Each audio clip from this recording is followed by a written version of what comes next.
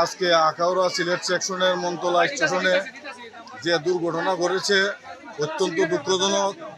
এই তেলের এই সংকটময় মুহূর্তে আমাদের মন্তলা স্টেশনে জানি না হয়তো বা রেলওয়ে কর্তৃপক্ষের দুর্বলতার কারণে এই দুর্ঘটনা ঘটতে পারে, কারণ এটা তদন্ত সবাইকে বের হয়ে আসবে।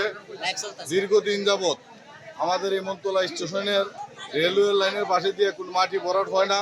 স্লিপার, ব্রিটিশ আমলের স্লিপার দ্বারা রেল চলছে এবং রেলওয়ের যে দুর্বলতা এবং লাইনের পাশে মাটি নাই, পাথর নাই, স্লিপার দুর্বল, সেই কারণে হয়তো বা এই দুর্ঘটনা ঘটতে পারে।